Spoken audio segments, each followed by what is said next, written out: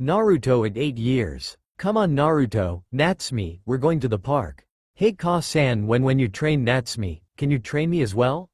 Sorry Naruto-chan, but you don't need any training. You can start at the academy. Natsumi needs to learn to control the chakra of the Kyuubi. TT, that's okay Ka-san. I think that I won't go to the park. I need to go do some studying. Later Ka-san. I'll come by later on. Okay, Naruto. We'll see you later. With that she left to take Natsumi to the park. However, Natsumi stayed behind to say something to Naruto. See big brother, I am better than you. They want me more than they want you. You are nothing. They wouldn't care if you went and died in a hole tomorrow. If you truly believe that sister, then we are no longer fit to call ourselves family anymore. However, I will surpass you someday. Remember that well sister. Soon you will wish that you had me as an ally. I will make sure that you regret this. Time skip 2 weeks. Location, Training Ground 7. Silence. A leaf blows in the wind, then suddenly bam. The sound breaks the silence. Naruto flies through the air working on combining the taijutsu styles of his parents. The Electric Dragon Striker. He created this taijutsu style by combining his mother's Dragon Death Striker style and his father's Electric Wind Striker style. The style was one that combined and utilized speed, agility, and unpredictably solid strikes. He was flying through the air trying to cut through a leaf with only his body strength. There was no chakra or elemental manipulation behind each strike. Only pure taijutsu. Ever since he was told that he would never receive any extra training, Naruto decided to work his ass off to make sure that he would be able to keep up with Natsumi when he entered the academy. But as the day neared its end he decided to take a break. I think I'll go to the park for a break. I wonder if I'll meet any new friends. With that he started his run towards the park. As soon as he reached there, he saw 3 families already there. The Nara clan, the Akamichi clan and the Yamanaka clan. As he walked up to the park, he saw 3 kids playing with each other. The first kid was a big-boned, or fat as some other people call him, kid with red hair. He also looked very chubby. The next one was a short kid with a ponytail. All he was doing was sitting there watching the clouds while muttering under his breath when the big-boned kid told him that he needs to stop being lazy. In this FIC Choji is a big brother figure to Shikamaru. The last one was a girlie with light blonde hair and light blue eyes. He walked up to them and said, "Hello. My name is Naruto. May I be allowed to play with you?" The 3 kids just looked at him weirdly. "Why do you speak so formal? It's not like we're going to be mad at you if we don't speak formally. By the way, my name's Ino. Ino Yamanaka. The big-boned kid is Choji. The lazy bum is Shikamaru. Do you have any parents?" replied Ino. "Yeah, I do have parents. But they're usually not around, especially my Two-san. He's usually helping my younger sister or at work. I only see my Ka-san during mealtimes. The only family member I see constantly is my brat of a sister. Though I wonder if we are even related at all." "Why is that Naruto-san?" asked Choji. "Please call me Naruto. I don't like formalities. The reason I don't like my sister is because she is always saying that I'm not good enough. That I could go die and my parents wouldn't care. I just hope she is wrong," responded Naruto. "Choji, Ino, Shikamaru. Time to go," yelled Choza Akamichi, father of Choji. "Coming," the 3 kids yelled back. "Well, see you later. It was fun talking to you," Naruto said with a smile. Ino was about to leave when she stopped to ask a question. "Wait, you never told us your full name." "Oh, my name is Naruto Uzumaki Namikaze." With that he turned and ran away. Ino stood there in shock. This Naruto person was the son of the Hokage. Yet he was mistreated by his own family. His family members didn't even care to make time for their oldest son. She wondered what kind of family could do that as she ran to her father to go home. At that moment her father decided to ask Ino about the boy she was talking to. "So Ino, who was that boy you were talking to?" asked Inoichi. "Oh, that was Naruto. He asked us if he could play with us, but when I asked if he had a family he told us a really sad story." "Really, honey? What was it?" "Oh, nothing much, just the fact that he is neglected by his own family and abused by his sister."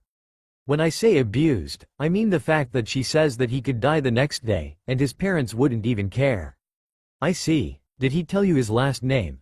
I'll see if I can help his situation. That might be a problem because of who his family is Two-san." "Really? I doubt it. Well, could you do anything about it if he's the neglected son of the Hokage? Did you just say the son of the Hokage? Asked Inoichi as his eyes widened by about an inch. Yeah, Dad, I did.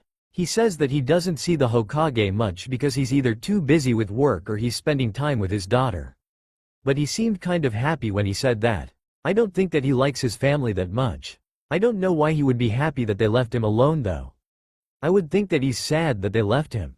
Well honey, only time will tell. For right now, let's go home before your mother butchers me about being late. Location: Hokage's mansion. It was 6:30 when Naruto returned home. The first thing that he saw was his family glaring at him. What did I do? Naruto yelled after a minute of them glaring at him non-stop. What's wrong, you ask? His father replied, what's wrong is that you've been gone every day for a whole 2 weeks. I want to know where you have been going. And what you were doing today. Well, I was at the park this evening. As for where I've been going, that's none of your concern. Why? Because you haven't given a damn about me before. So why should you now? I'm going to my room. With that he ran up to his room. Naruto's room. I wish I had a special power like Natsumi so that they would give me attention. But you do have a special power. You just need to find it, said a voice as Naruto fell asleep.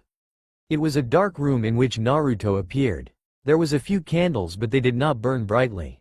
You could hear the water dripping like it was on loudspeaker. The room was darker than midnight. It was as cold as it is on a dark winter night. But at the back of the room there was a very large and tall cage.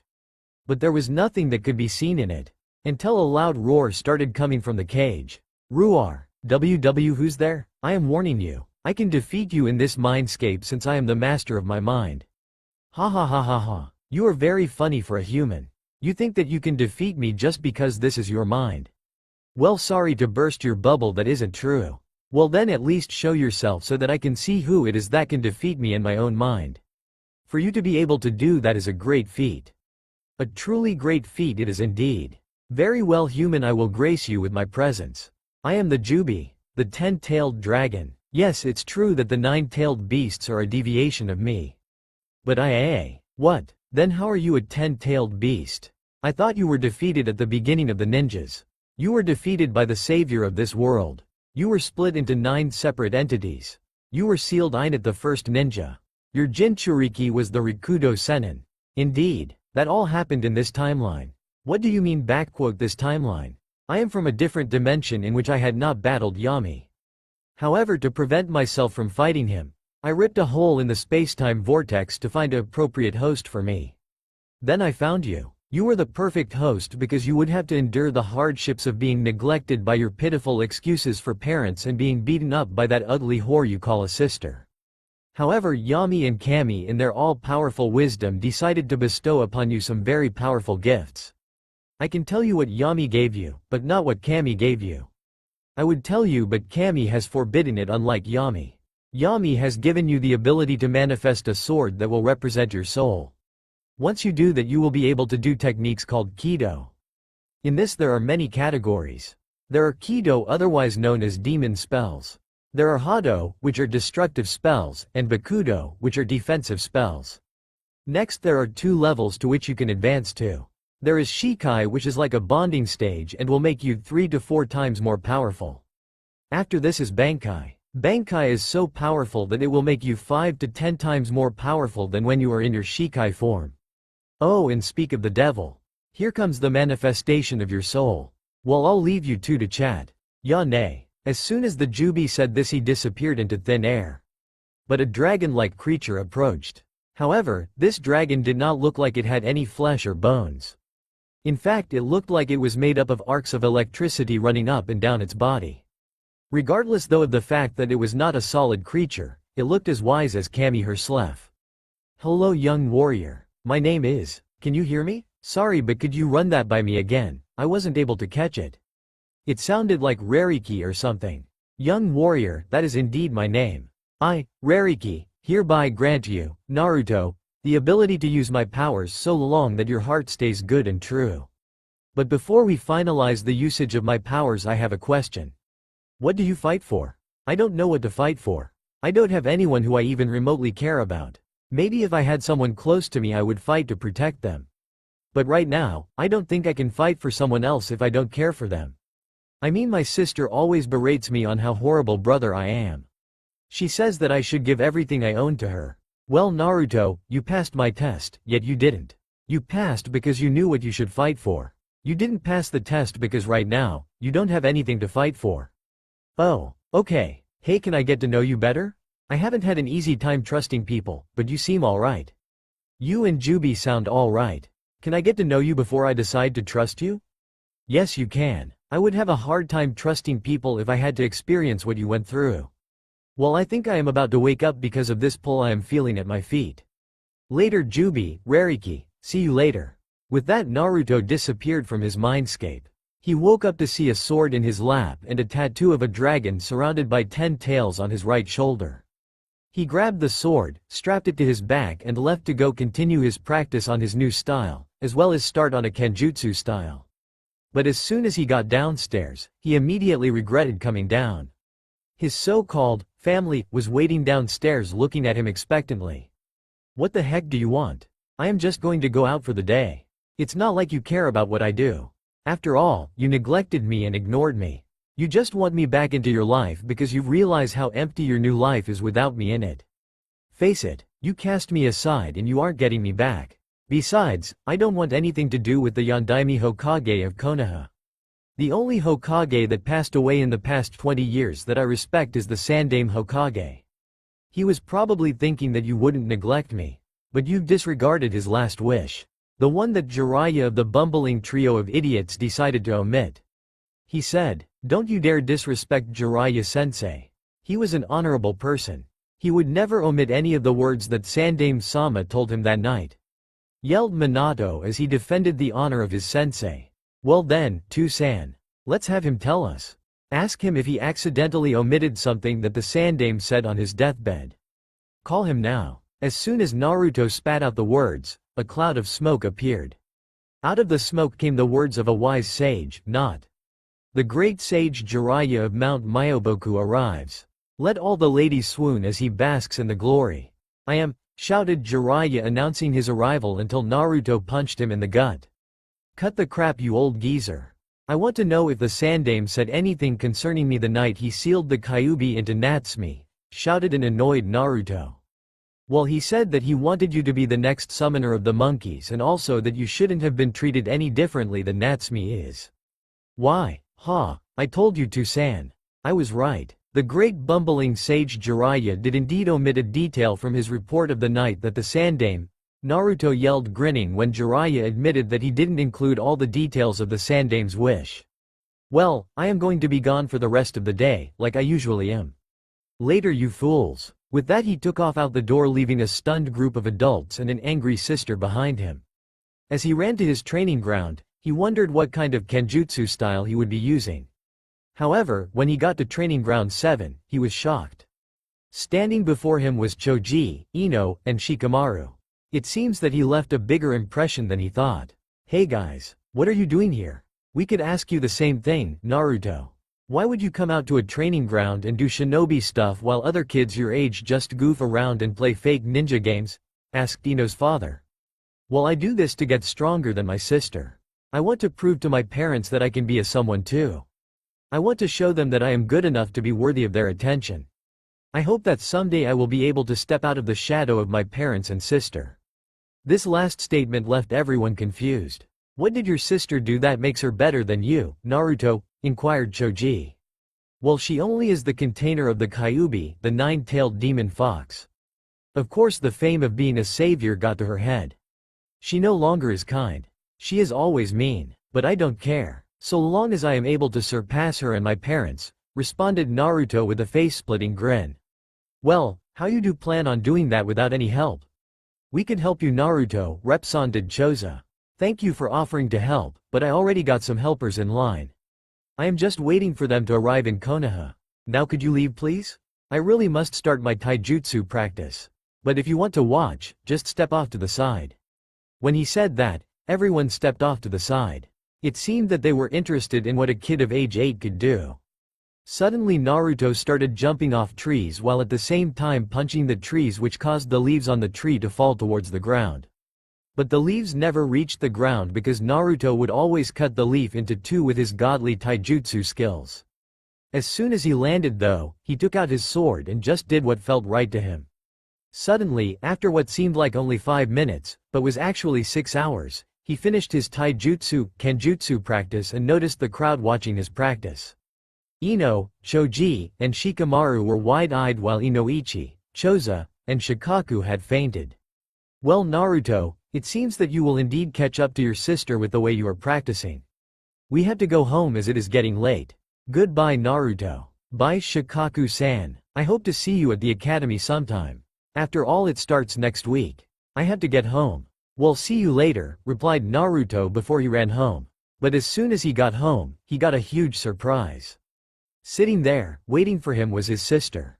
Big brother, you are going to tell me what exactly you are doing. You are also going to tell me where exactly you've been going. You're going to tell me right now or there is going to be some major trouble between you and me. No, I don't think I will tell you what I've been doing. You're not worthy of knowing. No one in this family is worthy of the information. You, however, will never know what it is like to be neglected, then have your family want information on what you are doing. So you can just go sod off, spat an angry Naruto. With that he went to his room so that he could have money to buy dinner. He then left to go to Ichiraku's ramen stand. As soon as he got there he was greeted by Ayame. Hello Ayame-ne-san, can I have a pork and beef ramen? Sure Naruto. I'll have that out in a second. As he waited for the ramen, Ayame talked with Naruto. So Naruto, when are you starting the academy? Do you know anyone who's going to the academy with you? Oh yes, I know some kids who are going to be attending the academy with me starting next week. Their names are Ino, Choji, and Shikamaru. So how has your name been Ayame-ne-san? Well that's very good. I'm sure that you will be a very good ninja. I have had a very good day. The ramen I've sold today is 20 beef, 26 pork, 13 miso, 12 vegetable, and 21 chicken. So I think that I have had a really great day because of all the ramen I've sold today. How was your day Naruto? My day was very good Ayame-ne-san. I was able to play with Choji, Ino, and Shikamaru. I also got to practice my new taijutsu style as well as learning a kenjutsu style. Beep. The ramen was ready. Well Naruto, you better eat up. You don't want to be malnourished for your taijutsu, kenjutsu practice tomorrow, now do you? With that she left Naruto to devour the ramen like a wild beast that has been starved for a year. As soon as he finished, Naruto paid for his ramen and went home to prepare for his day. That night, Naruto visited Jubi and Rariki. Location: Naruto's mindscape. Hey Jubi, Rariki, yelled Naruto as he appeared in his mindscape in front of Jubi and Rariki. Hello Naruto. We decided that tonight we would tell each other about ourselves. I have volunteered to go first. I am Jubi. I like training to protect those precious to me and eating dango. My hobbies are playing pranks and causing mischief. My dislikes are those who think that they are those who kill just because they can. My dream is to make sure that you become a great ninja. Your turn Rariki. My name is Rariki. I like protecting those who can't protect others. My hobbies is pranks. My dislikes are those who want to hurt others. My dream is protect all who can't protect themselves. Now you go Naruto. My name is Naruto. I like training and eating all kinds of ramen. My hobbies are reading, practicing my new taijutsu style as well as taking care of my new sword. My dream is to become the best ninja that I can possibly become. So can you guys teach me any jutsu? I haven't really taken time to learn any jutsu yet. I've just been working on my taijutsu and kenjutsu. So can you please teach me a jutsu? Yelled Naruto exuberantly. Ha ha ha ha. You are very funny when you are excited. I will teach you a jutsu that only you will be able to use because of the fact that I am your Zanpakuto. But I won't teach it to you today. Today we are going to go meet some very special people. I won't spoil the surprise though. They should arrive in about 3 minutes. About 2.5 minutes later, 2 women appeared in a bright light. The first had long blonde hair. To Naruto she looked like an angel in human form. She had a very tall and athletic build that was complemented by her charming smile. The second woman had long silver hair. To Naruto, she looked like a pretty devil in human form. Like the other woman, she had a very athletic build and had a pretty good height that was complemented by a sadistic smile. Hello Naruto-kun. We are the gods of this world. I am Yami while the one who looks like she wants to coddle you like a mother is Kami, stated Yami while Kami blushed at the statement. Well, Naruto-kun, what do you like to do and what do you wish for? Asked Kami. Well, I like eating ramen and training. But I wish for a loving family that will not neglect me or abuse me, then want all information on what I do once I leave their lives. But I don't think you can give me that without erasing who they are right now. Besides, I don't like my biological family anymore. They're just a bunch jerks who need to know when to stay out of other people's business. Well, Naruto, spoke Jubi, we can give you a new family. But the family structure would be kind of weird. Kami and I have been talking about this because we knew that's what you probably were going to ask. Well, I would be the dad and Kami would be the mom because we both want to the best for you. Rariki and Yami are going to be your siblings. This is because they, like you, are prone to cause chaos and trouble.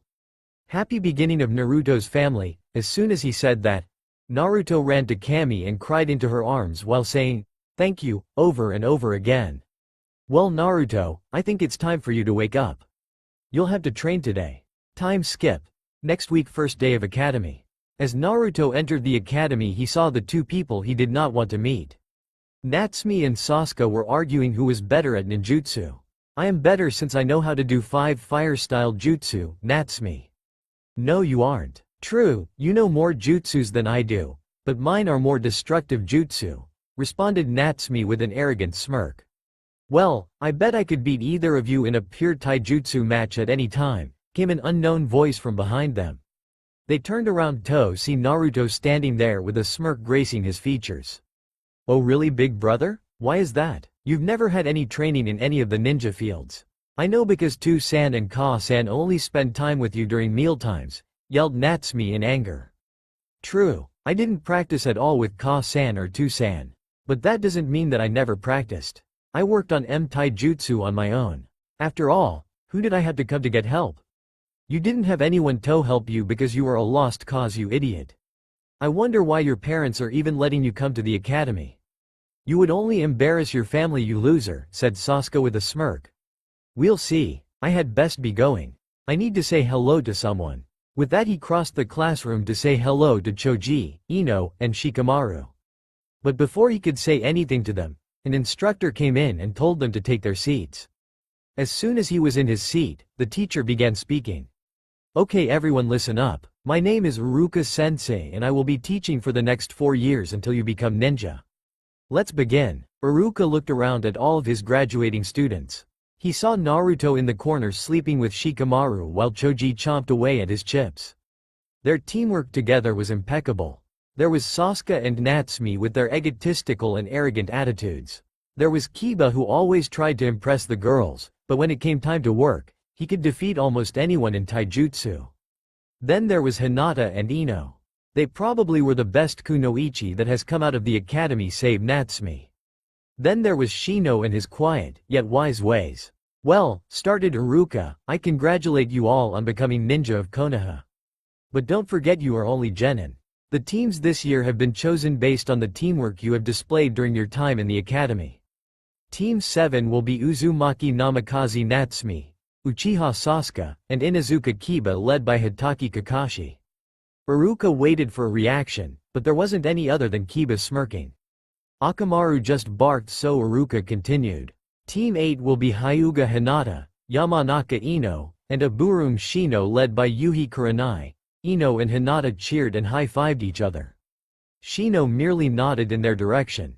Team 10 will be Nara Shikamaru, Akamichi Choji, and Uzumaki Namikaze Naruto led by Gekko Hayate. Naruto and Shikamaru merely woke up and nodded. Choji just started to chomp at his chips even more furiously. Well, finished Iruka, you'll all have stay here, and wait for your instructors. They'll be here in about. Oh wait a minute, they're here now. Good luck on your ninja journey. With that, 2 Junin came into the room. One was a swordsman with a regular Junin uniform. The other was a red-eyed Junin. She wore strips of red and white cloth. Team 10 with me, spoke the swordsman, meet me on the roof. With that, the swordsman disappeared in a cloud of smoke. Oh yeah, cheered Naruto as he and his teammates walked up to the roof, we got a freaking bloody swordsman. We got the best instructor. Team 8, you are with me, spoke the red-eyed lady, meet me at the swing outside of the academy. Oh, and Team 7, you'll be waiting here for a couple of hours because Kakashi has a tendency to be 2 to 3 hours late to everything. With that, she too disappeared in a cloud of smoke, leaving a furious Team 7. On the rooftop. Okay team, tell me about yourself. I'll go first. My name is Gecko Hayate.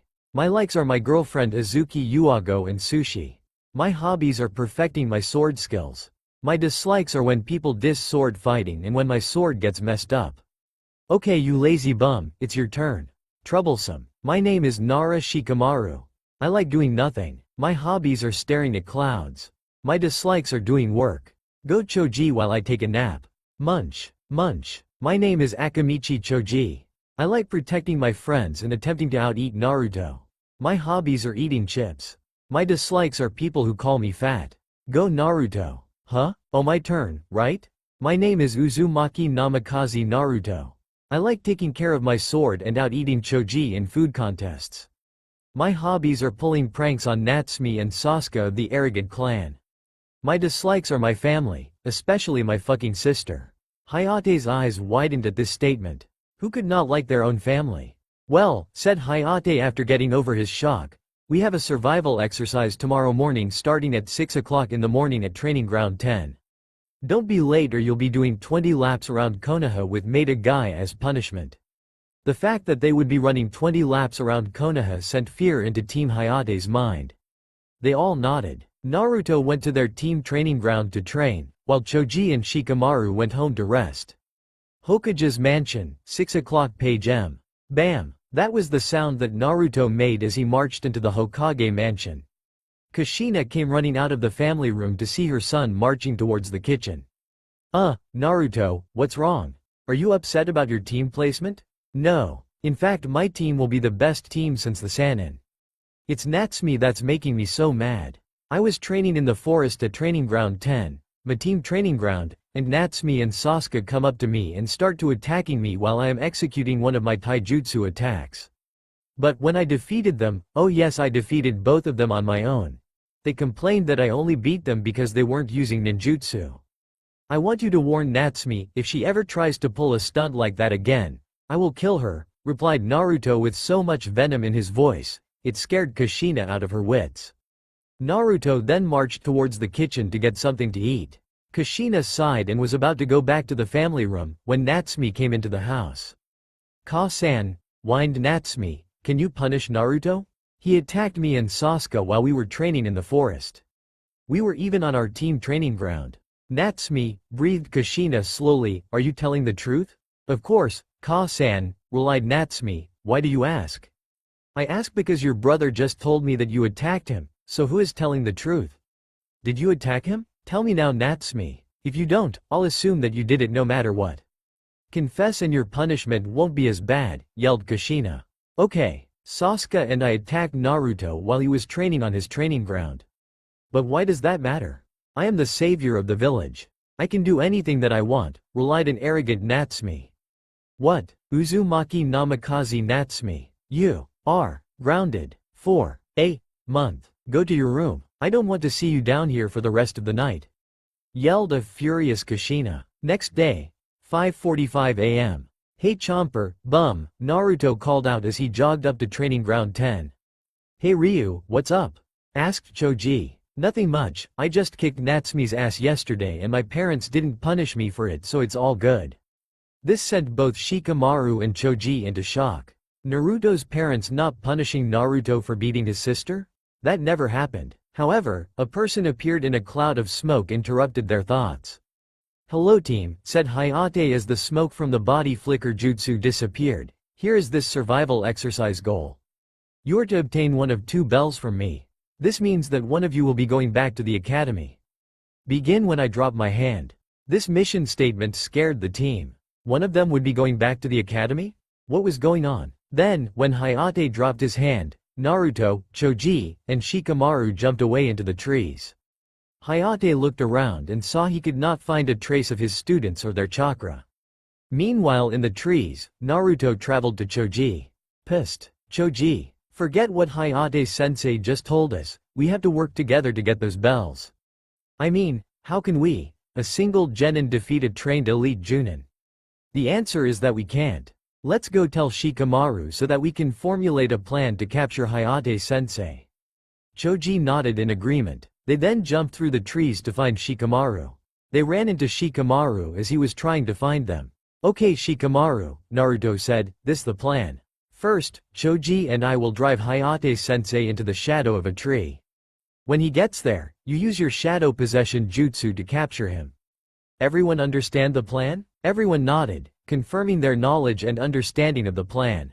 Choji and Naruto jumped out of the trees to ready their attack on Hayate.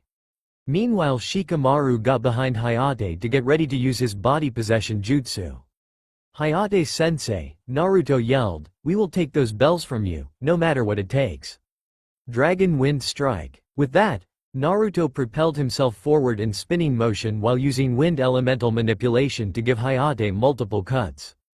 Choji then initiated his own attack. Partial Body Expansion Jutsu. After using his jutsu, his two arms expanded to create two large towering arms and fists. Choji jumped towards Hayate and slammed both of his fists into where Hayate was standing. To avoid Choji's fists, Hayate jumped backwards into the shadows of the trees. But when he saw Naruto's smirk, his widened in realization. Shadow Possession Jutsu, called Shikamaru. He then walked out of the shadows of the trees to let Hayate see him. Next, Choji grabbed the bells while Naruto held his sword to Hayate's neck, preventing Hayate from making any sudden movements. Well team, started Hayate, you all pass with flying colors. Not only were you able to get the bells from me, but you worked together flawlessly. We start missions tomorrow. Ya nay. With a cloud of smoke, Hayate disappeared to go to the Hokage's office. Hokage's office. Hayate appeared in the Hokage's office to see all the Junin there. Except for Kakashi. 2 hours later, Kakashi appeared in the office reading his ICHA book. Sorry I'm late. There was an old woman and a black cat that crossed my path, said Kakashi while giving a cheesy smile. Minato just sighed, let's get this over with. Who passed? Team 1, fail. Team 2, hospitalization. Team 3, fail. Team 4, fail. Team 5, fail. Team 6, fail. Team 7, pass, barely. Everyone looked around to see if the sky was falling. Kakashi never ever passed a single genin team. What was going on? Team 8, pass, satisfactory. Team 10, pass with flying colors. Everyone raised their eyebrows at this. No genin team had ever passed with flying colors in the history of Konoha. Well, Minato said after all the Junin instructors had given their reports, that's very good. I will want daily reports on the 3 rookie genin teams. Have a good day. Dismissed. Then Minato got up and flashed back home. Next week location, forest. This is Ryu. I'm in position. Target is in sight. 10 feet in front of him there was a cat with a ribbon on her left ear that read, Tora. Ryu, this is Bum. Chomper and I are in position. Ready to take the target?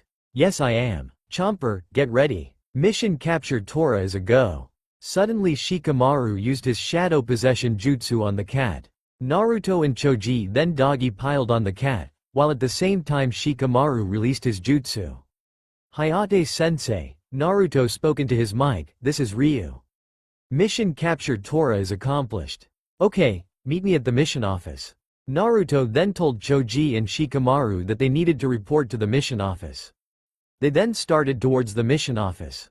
Mission office. Okay team, said Hayate as the fire daimyo's wife took her cat. Tora, you did very well. You also have completed 10 more than the required D-rank mission to go on a C rank. But I don't want to go on the mission alone. So we will be doing a C rank mission with Team 8. We will be escorting a bridge builder named Tazuna back to his home country. Everyone but Naruto dismissed. Shikamaru and Choji nodded and went home to pack for the C rank mission that they had just received. Naruto, spoke Minato after everyone left, this isn't a C rank mission. Naruto's eyes bulged out of their eye sockets. Then what rank is it Hokage-sama? It is most likely an A border S rank mission. Tazuna told us that Gato, the richest person in the world, is after him. However his village can't afford anything more than a C rank pay. That is why this is a joint mission. Naruto, Hayate tells me that you are as proficient with a sword as him, maybe more. However, if you encounter resistance, you are to let Hayate deal with it first. Understood Naruto? Hi, Hokage-sama. Then Naruto bowed to Minato and left to prepare for the mission. 10 minutes later. Village gates. Hello, spoke a old bearded man. My name is Tazuna, the super bridge builder of the wave. You are to protect me, even if it costs you your life. All the genin but Naruto looked at the man like he was crazy. Well, said the bridge builder, let's get going. We don't have time to waste. The genin and Junin merely nodded in agreement. Let mission escort Tazuna to the wave commence, shouted Naruto and Choji. The other genin except Shino nodded excitedly. Shino merely blinked his eyes in understanding. The group then set off with Team Hayate in the front, Tazuna in the middle, and Team Kurenai in the back. However, as they were walking, Naruto saw something strange. There was water on the ground when there hadn't been any rain for a few weeks. Shikamaru, Naruto said to Shikamaru using Anbu sign language. Check to see if the puddles are a genjutsu. If it is, dispel it. I'll tell you why later. Go. Shikamaru nodded and looked at the puddles of water and focused some chakra into them, making them dispel, revealing the two demon brothers of the hidden mist. They attacked immediately, cutting right through their sensei, killing them. Naruto narrowed his eyes and gathered lightning chakra around his fists. Choji, let's go. We need to get rid of this trash permanently. Sorry Choji, but we can't afford to show any mercy right now. Lightning spiral strike. Naruto jumped up into the air and started spinning downwards to one of the demon brothers, while producing lightning around his body. Naruto then gorged a hole right through the first demon brother's stomach, killing him instantly. Partial expansion jutsu. Choji enlarged one of his arms and fist and crushed the other brother like a pancake. All the other genin except Shino were in shock. Naruto and Choji had just mercilessly killed the ninja on their own. They looked to see where their sensei's bodies were, only to find pieces of wood.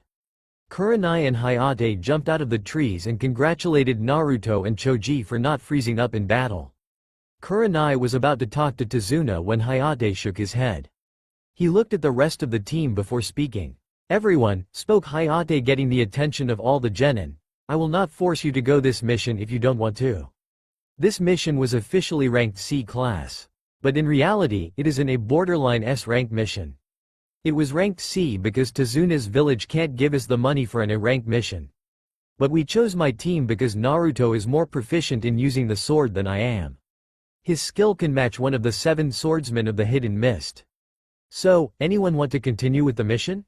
All the genin looked at each other before Naruto stood and said, nothing is going to stop this mission. Not even the demon of the hidden mist will be able to stop this mission.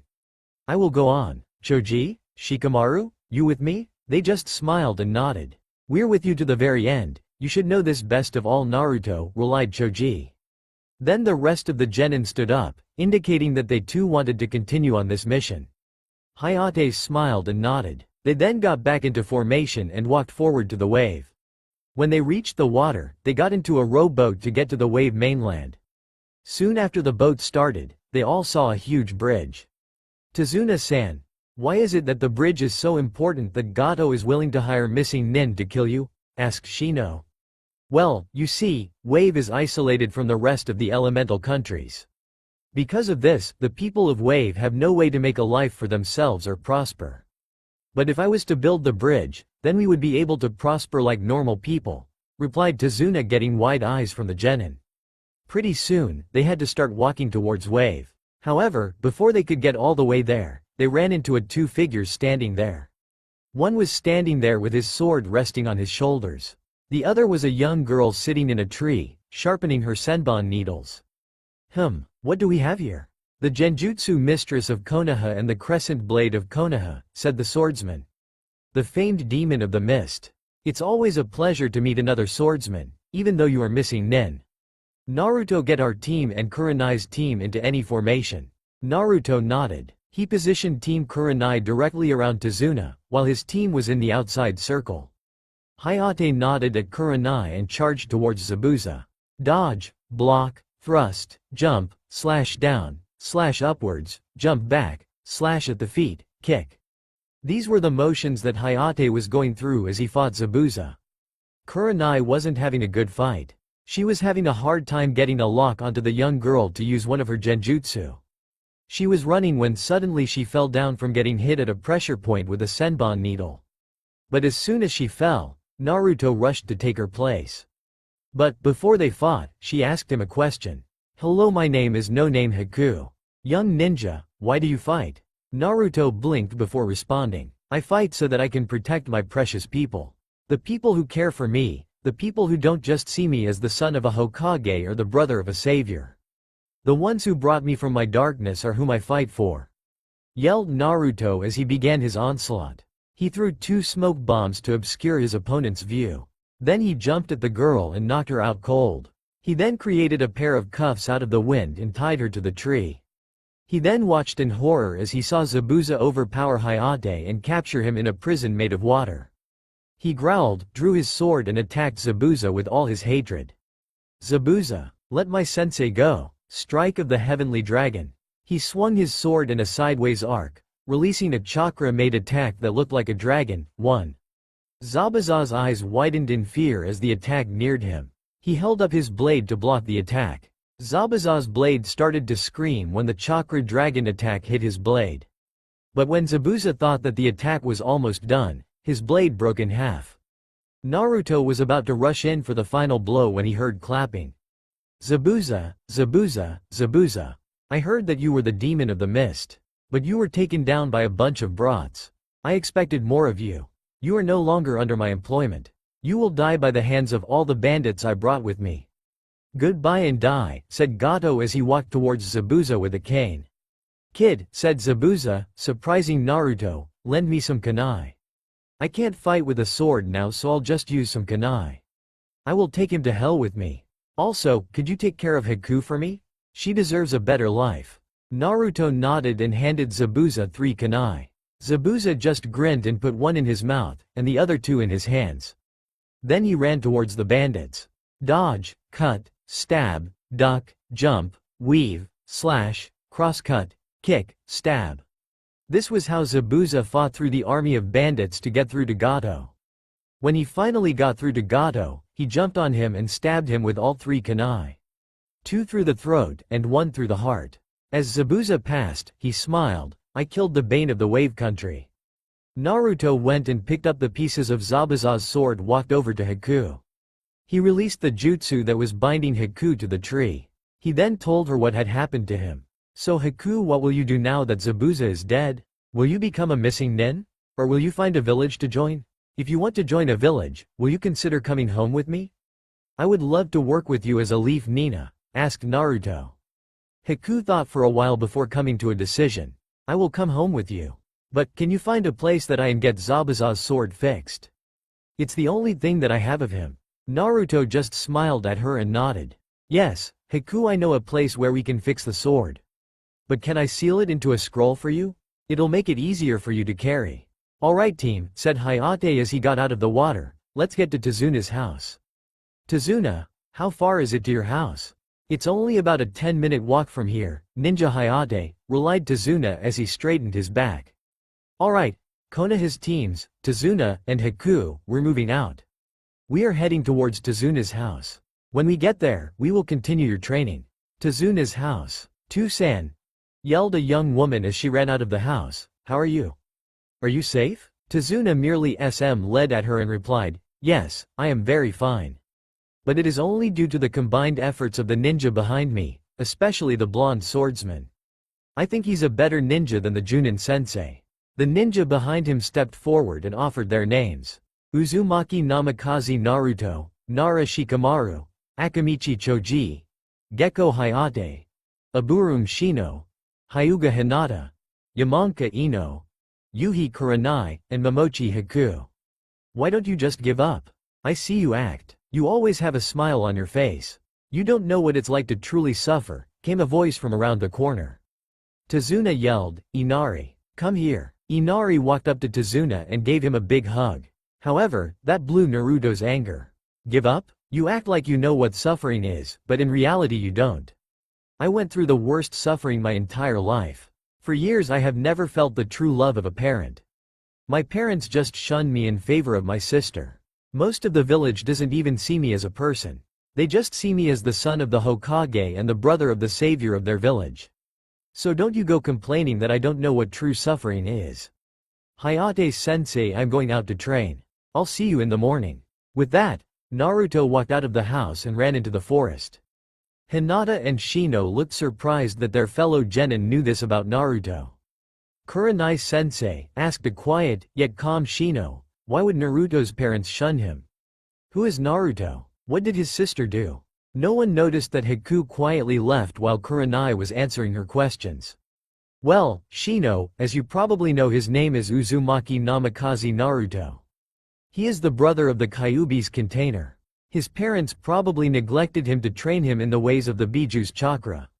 We Junin don't know much about what goes on in Naruto's household because his father is the Hokage. But from what Naruto has just told us, I can assume that it's not a very pleasant experience. Everyone should get to bed now. Tomorrow, Hayate's team is going to train while my team will be guarding and helping out on the bridge. Hayate's team and Kurenai's team nodded. In the forest, darn Natsumi, always making my life miserable. I will defeat you in an all-out match. After that, Naruto ran at the trees punching and kicking them until they fell over. Then he started using jutsu. Lightning style. Bolt striker. Then a single bolt of raw lightning appeared in Naruto's hand. He hurled through 10 trees, making them topple over. Naruto then closed his eyes and said, Haku, you can come on out now. Haku emerged from the forest with a concerned frown on her face. Naruto asked Haku, why are you mad? Is it because your sister gets all the attention and you get none? Naruto shook his head. Then what is it? I want to be treated like a human being by my family. They only want me back when I start to get strong. That's not how it's supposed to be. I want them to love me for who I really am, not what I am. Is that so wrong, Haku? Relied Naruto. Well, Naruto, said Haku as she smiled, I think that's a good reason to be mad. If all you want is to be acknowledged as a person, then you should continue to try to get people to look at you like that. I hope that someday, other people will look at you that way. I'm going back to the house to get some sleep. Are you going to come with me? Nah, I'm going to continue my training. I have to work on my water manipulation. See you tomorrow, Haku. Haku nodded and left to go back to Tazuna's house. Naruto closed his eyes and tried to imagine the water moisture in the air, condensing to create droplets of water. He opened his eyes to see enough water to fill a glass condense from the moisture in the air. Naruto smiled and continued his manipulation training. Next morning, hey guys, said Choji as he approached the table to eat breakfast. He looked around and asked, where's Naruto? Did he even come back last night? Kurenai shook her head. No Choji, he didn't come home last night. We believe that he stayed out training all night. Haku will lead your team to where he was last night. Choji nodded. After breakfast, Team Hayate and Haku went to find Naruto while Team Kurenai went to help and watch over Tazuna as he built his bridge. Forest. Near where Naruto slept. Naruto, yelled all of Team Hayate. They looked around in the surrounding forest, both on the ground and in the trees. Haku was about to move on when she saw a leg dangling off of a tea branch. Hayate-san, I found him, yelled Haku when she saw Naruto sleeping in a tree. Hayate and his team came rushing to Haku. When they saw Naruto sleeping in a tree, Choji grew a very wide grin. He told everyone not to disturb Naruto and ran back to the house. He grabbed a bucket of ice-cold water, rushed back to Naruto, walked up the tree using tree climbing, and dumped the water on Naruto. Cold. Who the hell did that? Yelled Naruto. When he saw Choji waving at him while standing on his tree branch, he lunged out at Choji, aiming to tackle him off the tree branch onto the ground. They rolled for a few minutes before Shikamaru stopped them. They just smiled while Hayate rubbed his forehead and sighed. Okay team, for the rest of the week when we're training, I will be working on your elemental manipulation. I have some chakra paper here. First Nar, said Hayate before he was interrupted. Hayate-sensei, we already started on this. Hayate's eyes grew wide when he heard this. How many genin worked on elemental manipulation before their sensei brought it up? Well, with Naruto, nothing was ever normal. In fact, it was always abnormal. Okay, replied a surprised Hayate, what are your elements? I'm wind, answered Shikamaru. Earth, relied Choji. Wind, water, and lightning, replied Naruto with a grin. Again Hayate was surprised. Since when has there ever been a genin with 3 natural affinities? Well then, How far are you on your manipulation training then? Asked Hayate. I myself am working on slicing a waterfall with only the wind element. I've cut lightning in half, and I can create water from the moisture in the air. Choji can split a boulder in half by just placing his hand on it. Shikamaru can almost cut an entire waterfall. But, he can do multiple cuts on a leaf in a second. So how are we, sensei? Relied Naruto. Hayate's eyes just rolled back, before Hayate fainted. Later, Hayate was rudely woken up by Naruto throwing water on him. He blinked and saw his team staring at him. Okay, said Hayate as he got up, this is what we'll do. You are going to practice AC rank jutsu to the point where you don't need to use the seals for the jutsu. Naruto, I'll teach you and Shikamaru a wind jutsu and Choji a earth jutsu. Unless you already know a jutsu. All three of them nodded. Shikamaru and I know wind style. Great breakthrough, answered Naruto. I know earth style. Mud wall, relied Choji. Hayate nodded. Okay then, we'll get each of you started. To do a seal-less jutsu, first you have to shape the jutsu in your mind, then think of how it would go if you were using seals, next use the jutsu. Naruto nodded, then closed his eyes and imagined using the jutsu. He then thought of how he molded the chakra when he used the hand seals. He then got ready to use the jutsu, and then released it. Wind style. Great breakthrough, yelled Naruto. The wind jutsu was not nearly as effective as it was when he used the hand seals, but it still ripped up a few trees. Hayate nodded in approval. The rest of their training for that week went like that until they could use their jutsu without the hand seals 5 times in a row. End of the week. Bye Inari. Hope to see you again sometime, yelled Naruto as he, the other Konoha ninja, and Haku walked away. Inari just smiled and waved. Naruto had spoken to him and the rest of the villagers. After they had spoken to him, they had gotten their courage and determination back. To-san, Tsunami said, what are you going to name the bridge? I dub my bridge the Great Naruto Bridge, yelled Tazuna at the top of his lungs. On the bridge, Naruto smiled when he heard what the bridge was being called. When they got to the trees, they jumped into the trees to start their way back to the Hidden Leaf Village. Village gates. Mon, this has got to be the most boring job in the whole village. Wake me up, oh, look, here comes Naruto, said Kotetsu in a very bored voice. Azuma looked at where he was pointing and saw Naruto waving at him. When they got to the check-in office, Kotetsu saw a new person coming home with them. Hey, Naruto, who is that girl that you are bringing home with you? Asked Kotetsu. Her name is Haku. Can you let her into the city until she gets clearance from Maitu-san? Both Kotetsu and Azuma nodded their consent. The genin teams then continued on their way to the Hokage's office. However, when they got there, Naruto wished that he hadn't come to the office. To-san, can you give my team an IAC ranked mission? We really deserve it. Sasuke and I know more jutsu than any other genin in the village. Kina has one of the most destructive taijutsu styles, asked a very whiny voice. No, Natsumi. Your team isn't ready to handle AC ranked mission. Your sensei, Kakashi, agrees with me on this. He says that although you can handle yourselves well in a fight, you guys just charge head-on into all your enemies. On top of that, your teamwork isn't nearly as good as the other team that I sent on AC rank. In fact, they're outside. Come in. Natsumi, you can go. Naruto smirked when he saw his sister's face of outrage as she left the room. Minato's eyes narrowed as his daughter left the room. Okay, said Minato after his daughter left the room. What happened on the mission? Well, Hokage-sama, replied Hayate, first we encountered the demon brothers of the mist. It was there that we decided to test the genin. Naruto, Choji, and Shikamaru performed admirably. Choji killed one of them with a smash of his fists. Naruto disarmed one of them, and then used a taijutsu and ninjutsu combo to gorge a hole in the other brother's chest. Then later on we faced Zabuza and his apprentice Haku, whom we brought with us. I faced Zabuza while Kurenai faced Haku. Meanwhile, the genin were guarding Tazuna. But soon, Haku got an advantage over Kurenai. Then, Naruto rushed out of formation to save her. You can ask Naruto what happened after this. But then, Zabuza captured me as well. Naruto then used a chakra attack on Zabuza, which broke Zabuza's sword. Gato and his men then showed up. Then we gave some kunai to Zabuza, because he couldn't use his sword. He asked us to stay out of it. Then he rushed towards Gato, fighting through an army of bandits. When he got to Gato, he then murdered him by sticking a kunai in the bastard's heart and two in the throat. After that it was basically just protecting the bridge builder and training.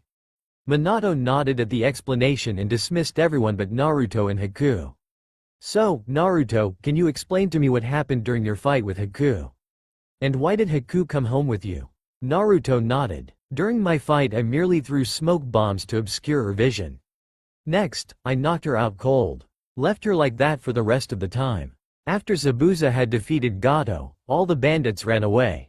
Then I woke her up and told her what happened. After that, you already know about it. I want to ask you a favor San. Can you make Haku part of our family? It would make me really happy, because she's like a true sister to me. Minato nodded. Okay, I'll just draw up the adoption papers. Take her home. Haku, be here tomorrow morning at 8 o'clock sharp. I'll be filling you in on your new rank. You'll be a Junin. Haku's eyes widened and Naruto smiled. He had gotten a big sister that cared for him. They walked home, but on their way home, they made a quick stop. Hey Tenten, said Naruto as he walked into the Higurashi Howling Wolf weapon store.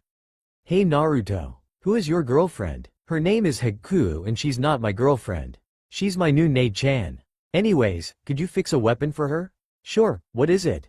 Haku just smiled and passed the scroll to Naruto. He then channeled chakra into the scroll, releasing the two pieces of Zabuza's sword. Tenten's eyes widened. Naruto, is this what I think it is? Is this the sword of the demon hidden in the mist? How did she get her hands on it? Well, Tenten, she was once the apprentice Zabuza. We fought on our last mission. I broke his sword. Zabuza died. Haku claimed the sword. We took it here to get it fixed. End of story, replied Naruto. Tenten nodded. Okay, I'll get to repairing this sword right away. But it won't be easy. This craftsmanship is perfect. Well, what are you still doing here? Get out of here. I have work to do. Naruto and Haku just smiled and walked out of the shop. But as they walked they heard Tenten mutter, lucky girl. I would die to get a sword like this. Hokage's manor. Soon Naruto was at his house. On his way there, he explained to Haku how bitchy Natsumi could be. Naruto, what are you doing bringing a girl home without telling me? Asked Kushina when she saw Naruto with Haku. Naruto just smiled replied, Ka-san, please meet the newest member of our family. I convinced Tu-san to adopt Haku here. So now she's the oldest sibling and now I have a cool Nei-san to boast about. My sister is a Junin. Kushina's eyes widened. Well, then Naruto, take her upstairs and find her a room. Naruto smiled and took her upstairs to get her a room. That night when Natsumi came home from team practice for dinner, she was surprised to see the girl from earlier. What the hell is she doing here? And why is Naruto eating with us? He never eats with us. Ever, Natsumi yelled. Well Natsumi, Haku has just been adopted into our family. So now her name is Uzumaki Namikaze Momochi Haku. Also she's our older sister since she is 16 years old. As to why I'm sitting with the family, it's to support my sister, replied Naruto while eating his dango and pocky. 10 minutes later, Naruto stood up to go to bed. Next morning Hokage's office, 10 o'clock. The assembled Junin were waiting for everyone to appear. With a yellow flash of light, Namikaze Minato appeared before the waiting assembled Junin. Alright, I want to know if there's anyone from the rookies that you think are good enough to compete in the Chunin exams. I, Hitaki Kakashi, nominate my team of Uzumaki Namikaze Natsumi, Uchiha Sasuke, and Inuzuka Kiba for the Chunin exams. I, Yuhi Kurenai, nominate my team of Yamanka Ino, Hyuga Hinata, and Aburun Shino for the Chunin exams. I, Hayate Gecko, nominate my team of Uzumaki Namikaze Naruto, Nara Shikamaru, and Akamichi Choji for the Chunin exams. Meanwhile at the Rookie 9 forest clearing. Where the hell are our senseis? They should have been here at least an hour ago. And why did they have all of the rookie teams meet up in one place? Do you know why Sasuke? Asked Kiba. HMPH. I have no idea. We should be training right now instead of waiting for a late sensei, responded Sasuke with an arrogant scowl. Just shut up. Be patient. If you can't master this skill, then you'll never be true ninja, said Naruto in response to their bickering. Meanwhile at the Hokage's office. Hokage-sama, yelled Iruka, you can't possibly allow them to participate. They'll break underneath the pressure. I taught those students and I know what it is that they are capable. None of them are capable of facing the Chunin exams right now. I agree with Iruka on this one, said Guy. I myself held back my team for a year to make sure that they got the necessary amount of training to make sure that they had enough experience. You should hold them back for a year or two. I know what I'm doing, Guy. Iruka, you may have taught those students at one point, but they are now my soldiers. You know not what we have done to improve their skills. According to Hayate, his students are more than capable of taking down a few of our current Chunin. They are ready, replied Kakashi with enough determination to defeat the Hokage in combat. Iruka's eyes widened. He was about to make a retort when the Hokage interrupted. Enough. Iruka, the rookie teams will be competing in the Chunin exams. That is final. Any other teams are free to join of their own free will. Dismissed. Meanwhile at the Rookie 9 forest clearing, the Rookie 9 was really getting frustrated. They were about to go do their own things when the senseis appeared.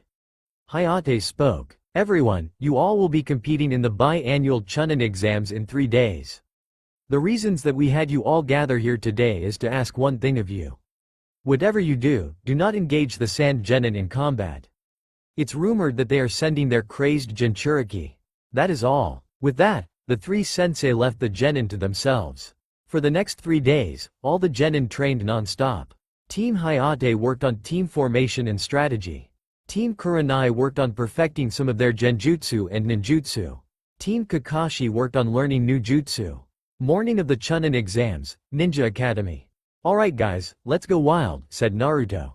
With that Naruto and his team walked into the academy, only to hear some shouting on the second floor.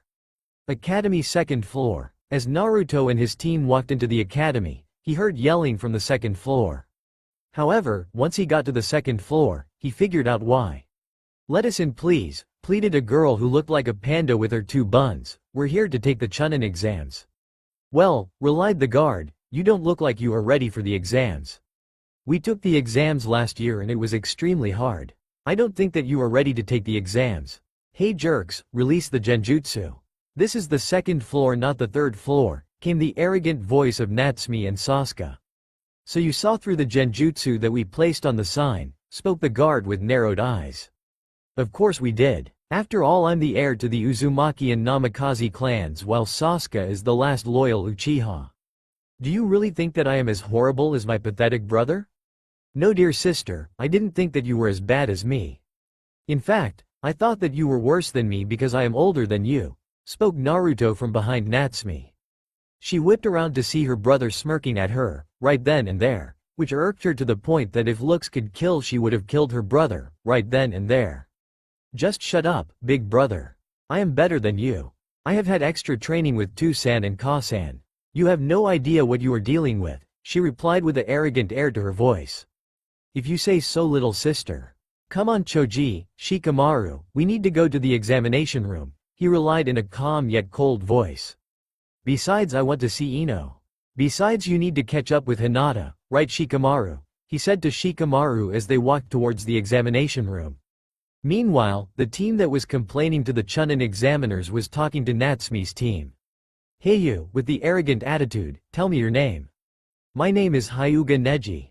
The one who looks like a panda is Tenten, spoke the white-eyed kid on the panda girl's team while said girl glared at him, and the one with the green jumpsuit is Rock Lee. Well, I am Natsumi. Uzumaki Namikaze Natsumi. The one with a duck's ass for hair is Sasuke. Uchiha Sasuke. Then the one with red markings and dog-like features is Kiba. Inazuka Kiba, get ready to feel the heat. We will own your asses, relied Natsumi with an arrogant smirk. Outside of Academy Room 301, as Naruto and his got to 301, they saw their sensei Gekko Hayate waiting for them at the door. Good, you all decided to come for the exams. If even one of you decided to chicken out, I would have had to tell all of you that you wouldn't be able to participate in the exams. You see, this whole exam is based on the teamwork of each team that participates in this exam. Good job for taking the risk and being able to entrust your life in the hands of your teammates. Go in there and kick some ass. I know that you will be able to conquer any challenge, especially with all the training that we've been doing over the last couple of months. You are all well prepared for the second exam. I hope that you all are able to beat the shit out of all the other teams in there. Remember, those who don't follow rules are trash. But those who don't help their teammates are even lower than trash. That is all I had to say to you. Good luck. Then with a quick body flicker jutsu, Hayate disappeared into a cloud of smoke. Well, that was interesting, commented Naruto as he pushed open the doors to exam room 301. Well, looky here. The whole gang is reunited, came a very familiar, yet annoying voice. Naruto turned around to see the team that he really did not want to talk to, Team 7. The Jinchuriki of the Kyuubi, Natsumi. The last loyal Uchiha, Sasuke. The best tracker of the Inuzuka in over 90 years, Kiba. Yeah, it seems so, Kiba. If you don't mind, I need to go talk to someone. With that, he and Shikamaru left to go find Ino and Hinata respectively. While he was searching for Ino, someone came up behind him and whispered, looking for someone, Naruto-kun. Perhaps I can help you. Naruto suddenly turned around to see Ino smiling at him very sweetly. Why, hello Ino-chan. Yes, you can help find someone. I am looking for a girl. She wears a very purple ninja attire. She has blue eyes that I could get lost in. She also is my girlfriend. Think you can help me? Naruto asked with a smile. Sure, Naruto-kun. What is her name? Responded Ino with a dangerous glint to her eyes. I think you know her, Ino-chan. Her name is Ino Yamanaka. Oh, replied Ino with a confused look. I didn't know that I was your girlfriend. When did this happen? She asked with a shocked look. It is happening now, Ino-chan. Would you like to date me, Ino-chan? Or do you want to date Natsumi? Naruto, you baka. I am not like that. Do not ever question the fact that I am straight ever again. Yelled Ino with a fire burning in her eyes. However, when Natsumi heard the question, she started to glare at Naruto with the intent to kill him at the first chance. Sorry, Ino-chan, I won't ask you that again. Geez, you rookies need to keep it down, came a voice from across from Naruto. Naruto looked up to see a silver-haired genin walking over to come have a talk with them. You need to realize that all the genin here are very tense. Don't make them mad no matter what. If you do, it could mean the death of you. The genin all looked around to see the rest of genin glaring at them. Oh, that doesn't look good, does it? I don't think I caught your name, stated Naruto when he saw the rest of the genin in the room. Oh, I'm Kabuto. Genin with any information you need. So any information that you want? Yeah, Kabuto-san. I want info on Uzumaki Namikaze, Naruto and Gaara of the Sand, answered Sasuke of the Arrogant Clan. Oh, you know their names already? That's no fun. Well, here they are. Naruto has chakra levels on par with most high-level genin. Known jutsus are clone jutsu, substitution and transformation. His genjutsu is almost non-existent. His taijutsu is on par with most low-level junins. He uses a taijutsu style known as the Electric Dragon Striker. It is also said that he created this style by combining the Death Dragon Striker style of his mother and Electric Wind Striker style of his father. In his last mission, it was shown that he was proficient with a sword.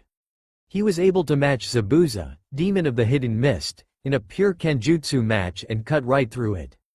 Gaara has chakra levels on par with mid-level Junin. There are no known jutsus for her. Her genjutsu is almost non-existent. She only uses the Academy Taijutsu style. Other than that, there is no information on her. As soon as he finished, everyone started staring at Naruto. What? Is there something on my face? I swore I got that bug off my face this morning. No, it's not that, Naruto. It's only the fact that you were able to take on the Demon of the Mist like it was nothing. Shouted Natsumi, who was mad because her brother was able to do something that she herself couldn't accomplish. Well, Kabuto-san, could you tell us about the team with a musical note on their headbands? Asked Hinata in a timid voice. Of course. It's said that they are a newly formed village, so they don't have much strength. This statement, however, made the Sound Ninja to get very mad.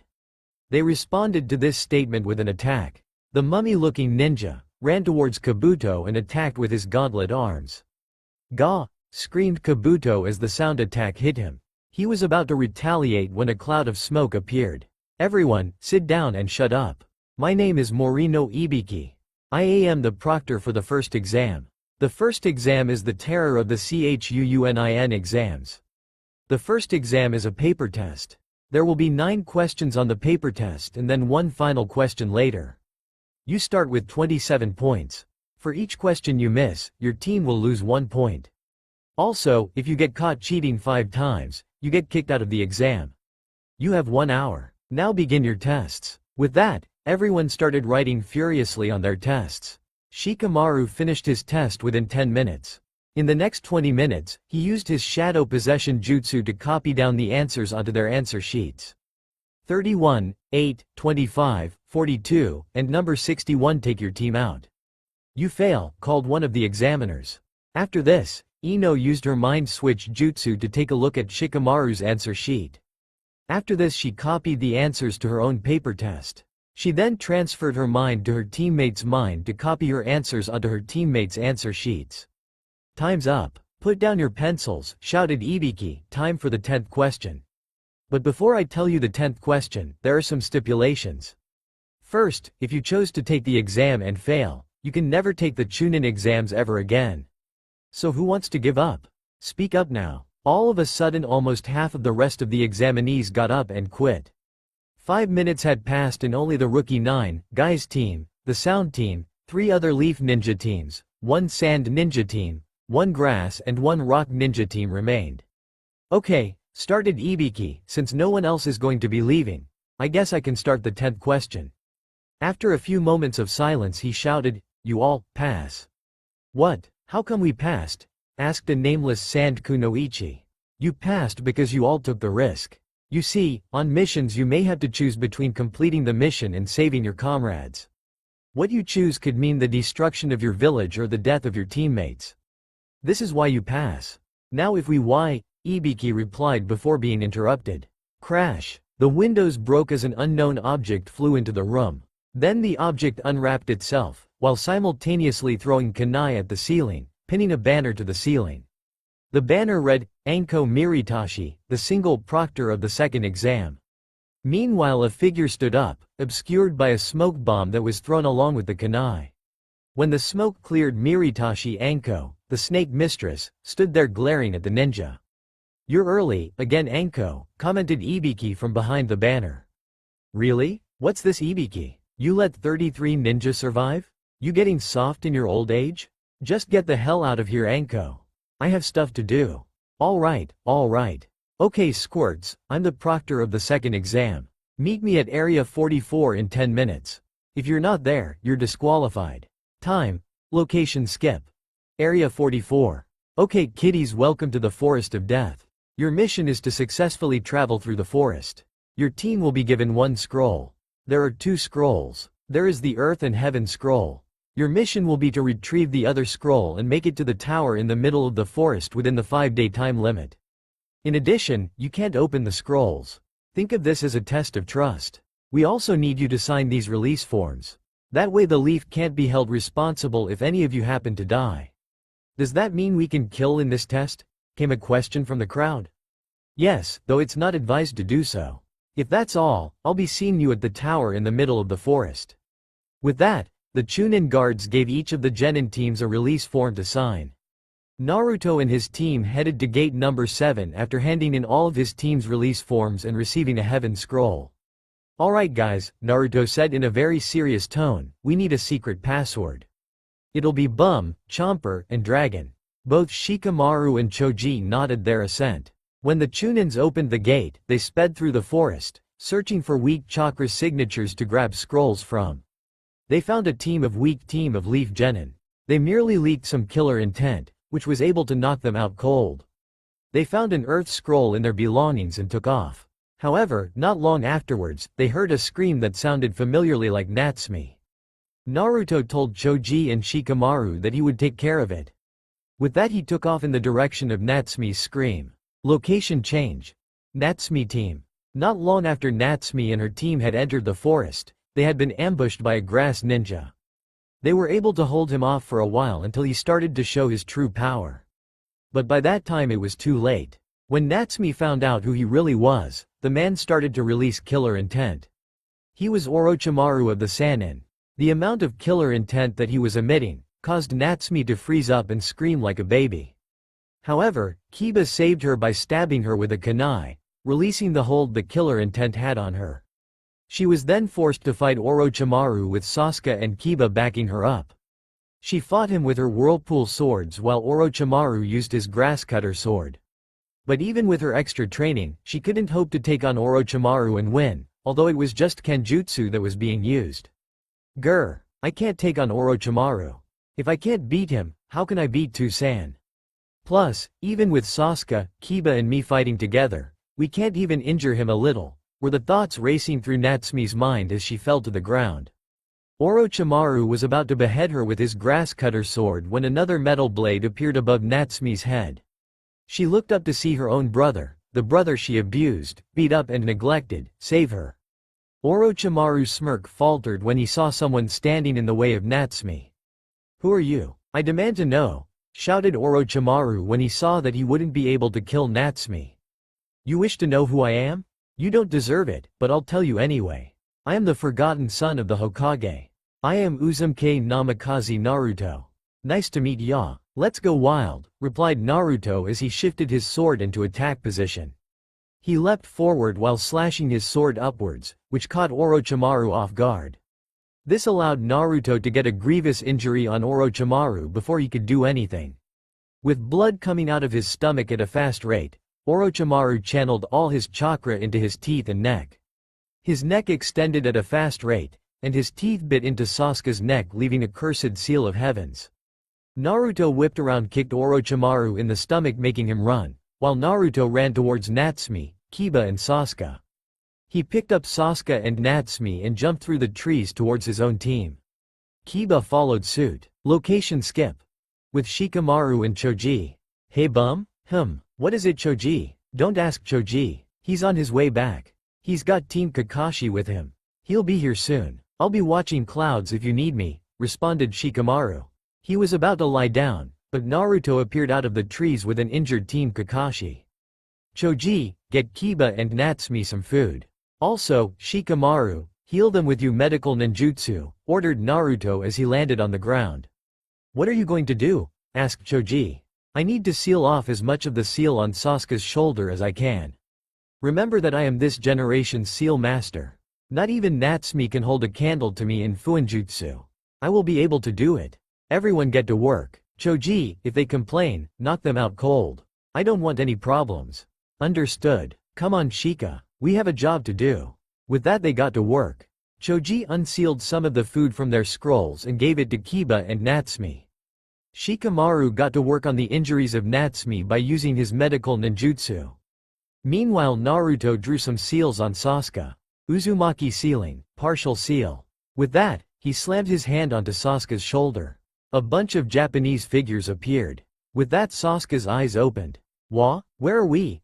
asked Sasuke with fear in his eyes. "You are in my team's camp. You and your team were injured. I saved your team from Orochimaru. You should be thanking me. Now lay down. You are injured and not well. You shouldn't be up. Your teammates are being cared for." With that, Naruto knocked Sasuke out and started to heal him. "Stupid boy. He should have listened to me," muttered Naruto as he saw the damage Sasuke had caused himself from standing up. He got up to go help Choji and Shikamaru when he saw Natsume standing there looking at him. He just looked at her with a raised eyebrow. "Why?" asked Natsume. "Why did you save us? Why did you save me? Answer me." "Well, I saved you because unlike you, I am not willing to let you die just because I don't like you. Even though you are my enemy, you still are family and a fellow leaf ninja. I would rather die than let one of my comrades die. Even you should know this." "But why must you know?" answered Naruto. "I've realized how much of a bitch I've been. I don't deserve to call you family. No one does. Not even Toussaint and Ka-san. We have all been cruel. In addition, we've neglected you to a point of no return. I hope that you can forgive us." Sigh. "Well, this was going to happen soon anyways. I can't forgive you yet. I can't even call you family or someone I like. I can only call you a comrade. I hope, however, that someday in the near future, but right now that isn't the case. But only you can decide that. Good night, little sister." With that, Naruto punctured her stomach, making her fall asleep. "Choji, how is Kiba?" asked Naruto after he laid Natsume down. "He holding up well, but he could be better. It seems Orochimaru used a 5-elemental seal on him that locked his chakra. He needs his chakra to survive. Could you unlock it for us?" Naruto nodded, walked up to Kiba, and pressed his 5 fingers against the seal and shouted, "5-elemental seal, Kai." As soon as he said that, The seal on Kiba's stomach started to glow and the seal disappeared. "Choji, Shikamaru, we need to talk," Naruto signed discreetly. They nodded. "So what do you need, Naruto?" asked Choji. "We need to leave now. I know that we shouldn't abandon them while they're defenseless, which is why I set up a barrier that will keep animals and enemy ninja away until they wake up. I know that I'm being cruel, but I'm only doing this because I don't want to be in this forest any longer." Orochimaru of the Sannin was the one who gave them their injuries. "We need to make a beeline out of here right now.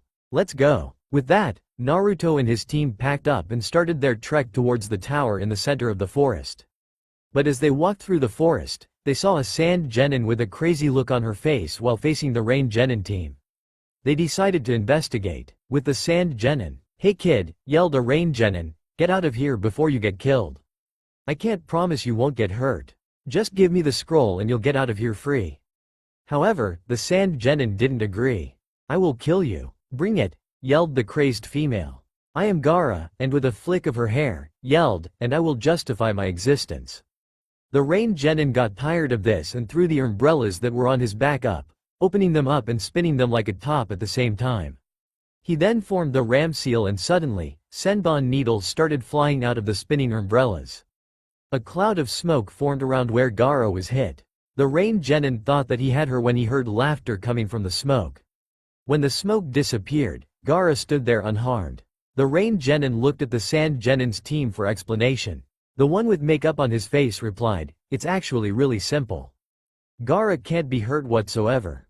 A wool of sand immediately erects itself around Gaara when it feels Gaara getting threatened. We don't know if it's Gaara's doing or if the sand has a free will, but Gaara has never been hurt. Even when we did some A-rank missions, Gaara never got a scratch." Meanwhile, the other sand kunoichi was waving at them. "Bye-bye," she said. The rain genin team looked up in time to see a wave of sand rush out of the redhead's gourd on her back at them. They looked at Gaara to see her pick up one of their umbrellas and open it. She then stretched out her hand and shouted crazily, "Sand burial." Suddenly sand rushed towards the rain genin in waves. The waves of sand surrounded the genin. "Ah!" came the screams of the rain genin as the sand surrounded them. But they were soon silenced, for their blood came spurting out of the sand. The red-haired kunoichi was smiling crazily, but her male teammate came up to speak to her. "Gaara, you didn't need to kill them. We already had our scrolls. We could have just escaped," yelled the one with makeup on his face. "Funny," replied Gaara, "I never thought of that. I must kill them to prove my existence." "God damn it, Gaara," yelled the makeup boy, "listen to me. I'm your big brother." "Really," said an amused Gaara, "I thought of you, Kankuro, as a brother or Tamari a sister." With that she stretched out her hand. Her teammates jumped back in fear, but the sand just collected to form a stopper. She then walked away, not hearing her brother Kankuro mutter, "Crazy bitch." With Naruto's team. "Whoa," breathed Choji, "that was intense. We need to stay away from that team. Their leader just killed some genin like it was no problem. Let's go to the tower quickly. That team will probably take their time." "You're right, Choji," responded Shikamaru, "we need to get a move on." "But how is she controlling that sand? It's unnatural." "I know how she's controlling the sand," replied Naruto, surprising both of his teammates. "That girl is probably the container of Ichibi, the crazy desert priest of the sand. The only other way that she can control sand is if she drilled himself on the manipulation of earth, wind and water. However, to have the control she has now, she'd have to do it for many years. Like me, she probably has only been doing it since she was 9 years old. Therefore, she has to be the container of the Ichibi. That is definitely not good," said Shikamaru with narrowed eyes. "We need to get a move on. It's getting late. If we want to get to the tower in time, we better start our trek." With that they started to move on towards the center of the forest. They didn't stop for anything, not even food. They encountered no troubles except for one rock genin team. The rock genin really didn't put up much of a fight. They just complained about Naruto being the son of the Yellow Flash. However, Naruto merely sighed and sliced off their arms and one leg, leaving them helpless. But when they got to the tower, they were utterly confused. All they saw was a placard with a sign up. They looked around and saw no one. They, however, thought of something else. "Guys," Shikamaru said while looking around, "since there is no one around, I'm betting that we have to open the scroll. They're probably a 2-part summoning scroll. With that, both Choji and Shikamaru opened a scroll, which summoned Iruka. "Iruka-sensei," shouted Naruto as he leapt towards his fatherly figure, "we did it. We passed the second exam." Choji and Shikamaru watched as their friend conversed with his fatherly figure. "Well, Team Hayate," spoke Iruka, addressing all of them, "you all passed the second exam. Since it's only the second day, you have 3 days to rest up and do whatever you want. The only thing you can't do is leave this tower. Naruto, come see me about lightning manipulation after this. We'll work on it after the next thing that comes up in the exam." "Ya nay." A puff of smoke engulfed Iruka, leaving nothing but an empty space. "Well," spoke Naruto, breaking the tension that was in the air, "that was very interesting. Well, we should go rest up, then eat, and then continue working on integrating our elements into our fighting style. I myself am working on a lighting style fighting technique. I'm going to go find a room. Later." With that, Naruto walked away instead of using a body flicker jutsu. One day later, Naruto was in the training room working on perfecting his lighting fighting style. "Lighting style. Striking fist," yelled Naruto as he ran at the targets. He ran past them, while attempting to slash at them. He succeeded because the targets split in half, without Naruto having to touch the targets at all. He smiled and body flickered to the food court to get some food. When he got there, he saw Team Kakashi. However, when they saw him they were infinitely mad. "Naruto," snarled Kiba, "what the hell were you thinking? Why the hell did you leave us all alone in the forest? Some animals or ninja teams could have came, snatched our scroll, and been off with it and we wouldn't be any wiser. Well, I think that you should calm down. I knew about all those things when I left you. Which is why I took the necessary precautions. You were well protected by the Ba," replied Naruto before he was rudely interrupted by Sasuke. "What protection? I saw nothing with my Sharingan." "Well, that's because the protection disappeared the moment you woke up. That way, you wouldn't have to spend a long time trying to dispel my barrier." This, however, just made them even madder. "What, are you saying that we aren't good enough to lower a fucking barrier?" asked Natsumi. "Yes, although you have had training with Toussaint, my barriers are much more advanced. I am this generation's seal master. I know that you won't be able to get through the barrier, because it's of my own design. Only my teammates know the workings of my barrier. It was nice chatting, but I need to get some food." As if in perfect synchronization, Naruto's stomach growled very loudly. Naruto just smiled sheepishly and ran to get some ramen, dango and sushi. He saw Choji eating by himself and went to sit with him. "Munch. Yeah, this is good." "Oh, hey Naruto," said Choji as he saw Naruto approaching his table, "want to sit down? I have plenty of room." Shikamaru said he'd be up in a little bit. "That's very cool Choji," replied Naruto, "how has your earth fighting style going?" "I think I got my lighting style down." Choji looked at him with wide eyes at this news. "Why, you got your style down?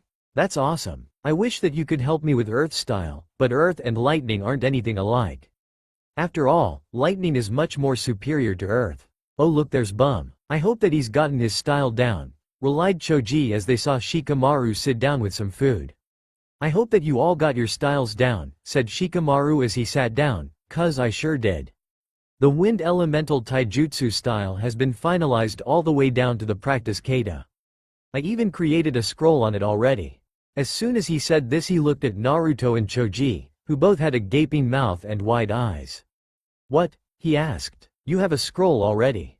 You ain't Shikamaru if you created a scroll without being asked," said Naruto. "Hey," replied an indignant Shikamaru, "I can work hard when I want. I ain't just a lazy bum." With that, Shikamaru, Choji and Naruto started eating their food. Time skip. 5th day of the second exam. "Alright everyone, the preliminary rounds of the Chunin exams are about to begin. Sorry Hokage-sama, but would it be alright if I conducted the intro?" asked a bearded man with a cigarette. "Of course, go ahead." "Right, my name is Sarutobi Asuma. I am the proctor for the preliminary matches of the Chunin exam. This will no longer be a team effort. It will all be based on individual skills. It will be a one-on-one. I will referee. I reserve the right to call the match at any time. If you don't listen, then you will be disqualified. But before we begin, is there anyone that would wish to quit right now?" Kabuto raised his hand. Asuma looked at him strangely, then said that he was free to go. "Alright, now that has been taken care of, Direct your attention to the electronic board. Your names will be displayed on the electronic board. The first match will be Uzumaki Namikaze Natsumi vs Nirak Matsumoto. Natsumi looked around for her opponent. When she saw who her opponent was, she was surprised. He had a pale face. His eyes were the color red. He was very thin, but she could tell that he was very muscular. He had a height of 6 feet 1. But the scariest part was the scar going across his face. It started on the top left side of his face. It went down to his forehead, but then it deviated to go straight through his eye, and then ended underneath his right ear. Natsumi got ready for the fight to begin. The match between Natsumi of the Leaf and Matsumoto of the Grass begins now, yelled Asuma. Then he jumped backwards to let the fighters attack each other. Natsumi initiated with some taijutsu. She used the electric wind striker taijutsu that was used by the Hokage. Natsumi ducked underneath one of Matsumoto's punches. She then threw a devastating wind-enhanced punch right into his stomach. He spat up blood as he was sent flying backwards back into the wall, creating a huge human-shaped crater. Then, Natsumi used a trapping jutsu to make sure that he could not escape. Ninja art. Uzumaki trap. Yelled Natsumi. Suddenly, 5 beams of light shimmered into existence around Natsumi. She just pointed her hand at Matsumoto, who was trying to get out of the crater that he was stuck in. The beams raced through the air onto his arms, legs, and his neck, effectively trapping him so that he couldn't escape. Natsumi smiled and looked at the proctor. Winner of this fight is Natsumi of the Leaf. Natsumi walked up the stairs and was congratulated by her teammates and sensei. The screen started shuffling through the names again. It read Uchiha Sasuke vs Akuta Yaro of the Leaf. Both Sasuke and Yaro walked down to the arena. Again Asuma started the match by saying their names. Sasuke of the Leaf vs Yaro of the Leaf, begin. Sasuke ran at Yaro using the Uchiha clan interceptor taijutsu style. Yaro, however, just used the basic academy taijutsu style. There were many broken bones. It seemed that they were pretty even until Sasuke decided to use a jutsu. Fire style. Fireball jutsu. Sasuke then started breathing fire at his opponent. After Sasuke decided to stop the flow of chakra, Yaro jumped through the flames at Sasuke. His hand was glowing with chakra when he grabbed onto Sasuke. Sasuke tried to dodge, but he was unsuccessful in dodging him. Yaro grabbed onto Sasuke's arm. Suddenly there was a transfer of chakra. Yaro was taking Sasuke's chakra. Sasuke narrowed his eyes and jumped away. It's time to end this. He started off with the Leaf Shadow Dance. This move greatly surprised both Lee and Guy. The two proud green beasts narrowed their eyes in anger because they had one of their techniques used by a copycat. A goddamn copycat. Everyone should have to work for their techniques, but Sasuke and Kakashi didn't have to do much work. Just look at the technique with their damn Sharingan and you have a whole new technique down. But Sasuke didn't finish it like a normal Leaf Shadow Dance. After he was behind Yaro in the air, he kicked him in the sides making him spin while falling to the ground. But right before they landed on the ground, Sasuke smashed one solid kick into Yaro's stomach, making him hit the ground in a very uncomfortable posture. "Congratulations Yaro," said Sasuke, "you were the first to experience my lion combo. I hope that it was good enough. But from the looks of it, I believe that it was a success." Later, Asuma called the match soon afterwards. The names started rolling again. Kankuro of the Sand vs Arkami Arto of the Leaf. Kankuro strode down to where Arto was waiting. Arto of the Leaf vs Kankuro of the Sand, begin. Arto rushed at Kankuro while weaving hand seals. Ninja arts. No bones jutsu. He then wrapped his body around Kankuro while throwing the unknown object to the ground. His legs and arms circled around Kankuro's arms and legs respectively. His neck also wrapped around Kankuro's neck. He smiled. "You could have never hoped to beat me. My jutsu allows me control over my limbs, while at the same time, my body is so flexible that I could bend backwards straight and not feel a thing. Because of this you can't beat me. Get ready to feel a lifetime of hurt." He then grabbed a kunai out of his kunai pouch. Without any further thought, Arto stabbed it into Kankuro's eyes. He was expecting a scream out of Kankuro, and was surprised when Kankuro started to laugh. Kankuro's head turned around, but his face was no longer human. It looked like that of a puppet. "Wow, what the hell is going on? Where are you?" He was about to get off when the puppet grabbed him. The package that he had thrown started to unwrap. It stated to unwrap itself until Konkuro could be seen in plain sight.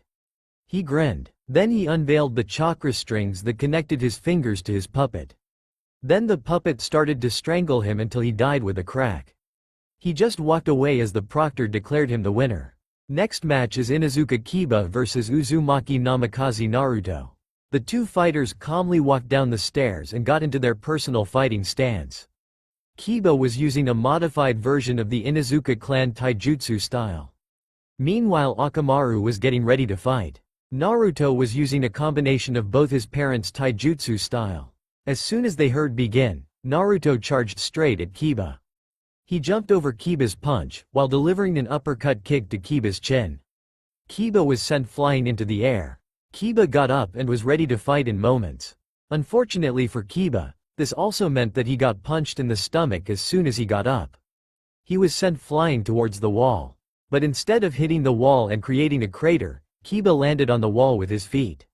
Then he used the momentum to propel himself forward at Naruto while using a jutsu. Man beat clone. Fang over Fang, yelled Kiba. Akamaru then changed into an exact replica of Kiba. Except for one thing, he looked a lot more feral than the real Kiba did. Next, both of them started their Fang over Fang jutsu. They shot forwards at dangerous speeds while spinning in a tornado drill-like fashion. Naruto just smirked when he saw that he was cornered. He jumped into the air, right over Kiba and Akamaru as they sped right past him. Kiba landed on all fours as he came out of his jutsu. He growled and turned around in time to feel a fist hit him in the gut. He bent forwards as he coughed up blood. Then, with his other hand, Naruto performed an uppercut punch to Kiba's face. Kiba flew backwards into the wall. He growled and ran towards Naruto at top speeds while yelling, "Come on, Akamaru." HT then threw a smoke bomb to obscure Naruto's vision. Unfortunately for him, Naruto was able to smell him. Naruto just smiled and drew two kunai and charged at Kiba. Left downward slash, upper right diagonal slash. Then, Naruto threw his kunai into the sleeves of Kiba's jacket. Up in the stands, everyone was mystified as to what was happening in the fight between Naruto and Kiba. But soon enough the smoke had cleared. Kiba was pinned against the wall, while Naruto started to say an incantation. Kakashi was floored. How in the world did Naruto beat Kiba? Kiba's taijutsu was the best of all the genin. Hado no Yan, Byakurai. Suddenly an arc of white light extended from Naruto's extended fingertips. Everyone expected the beam to stop at Kiba's skin. But, it went through Kiba's arm, creating a pool of blood. But the lighting bounced off the wall and hit the kunai, knocking it off the wall.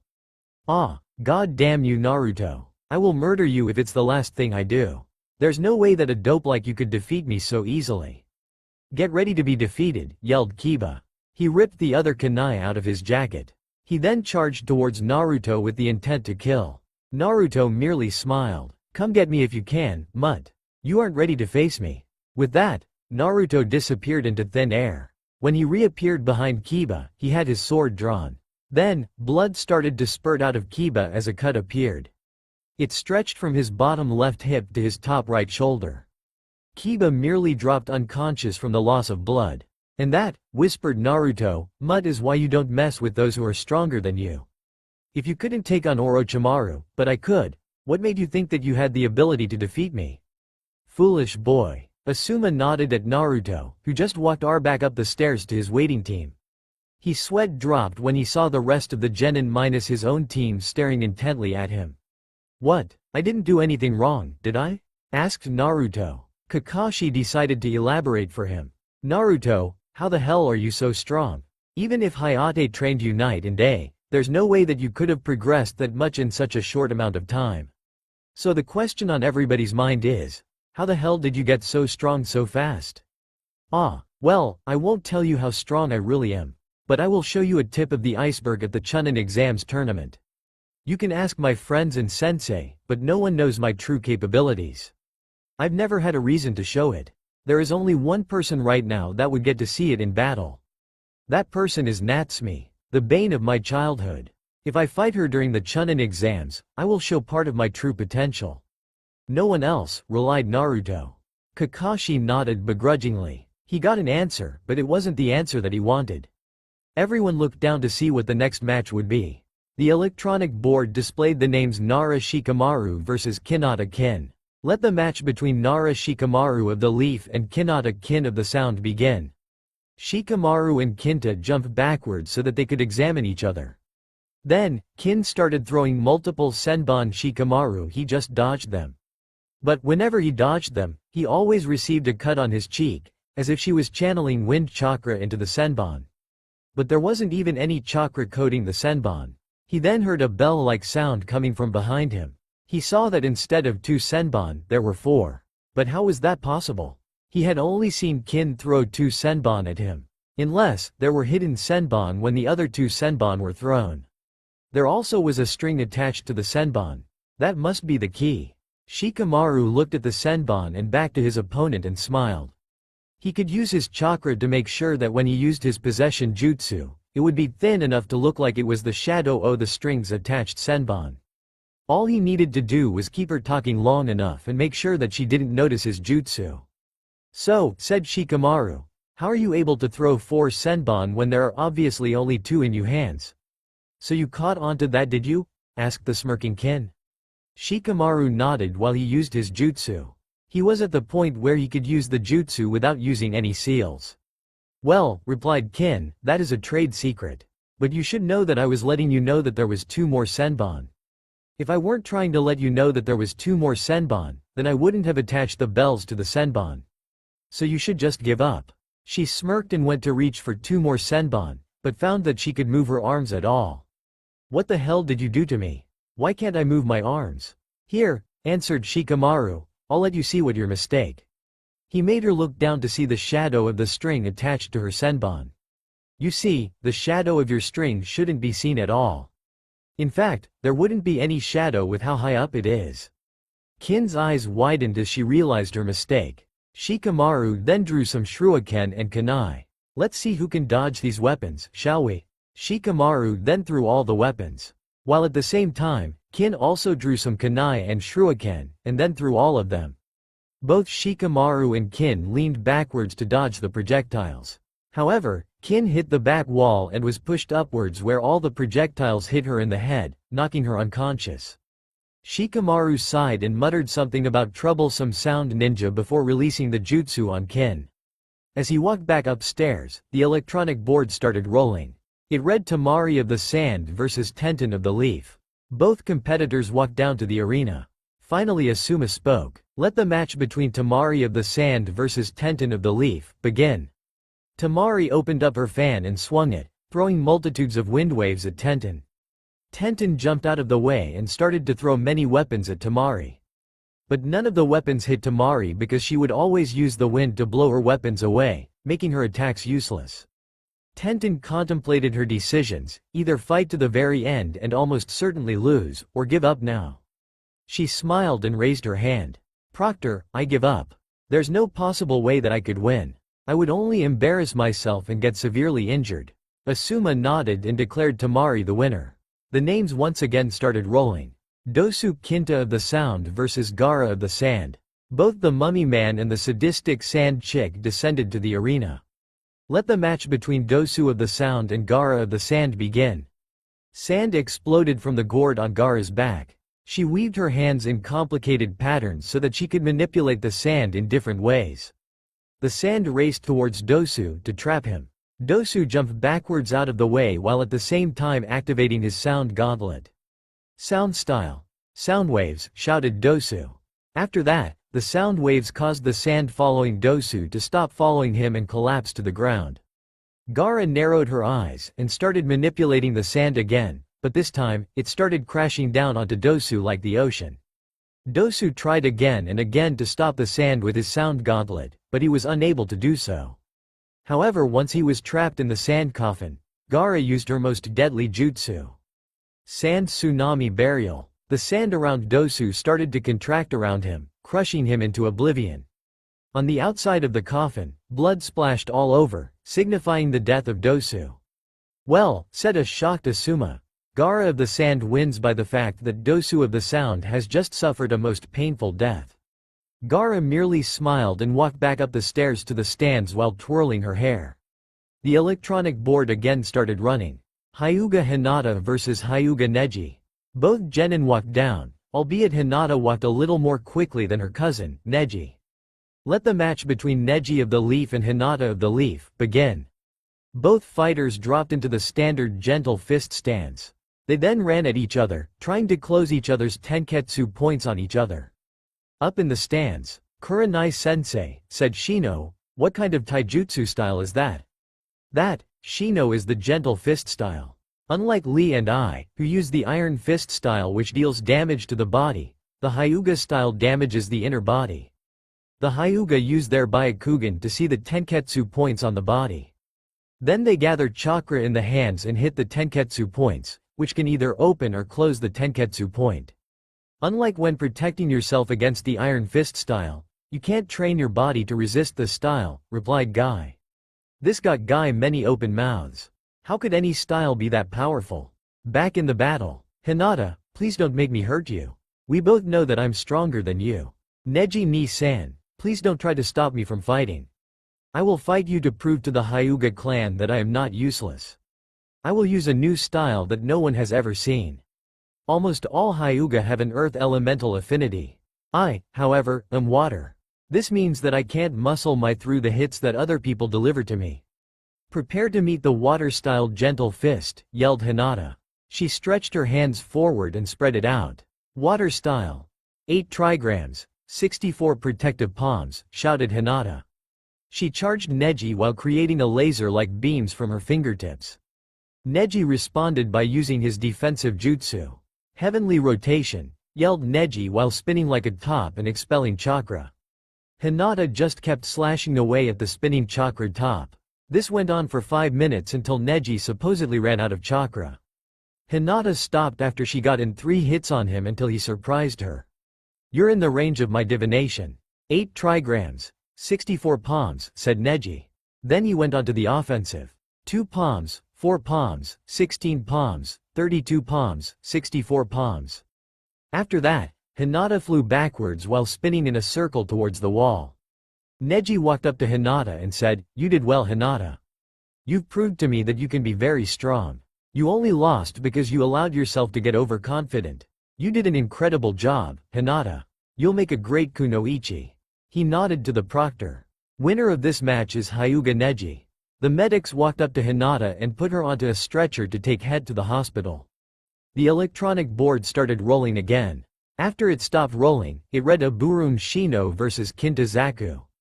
Both fighters walked down to the arena.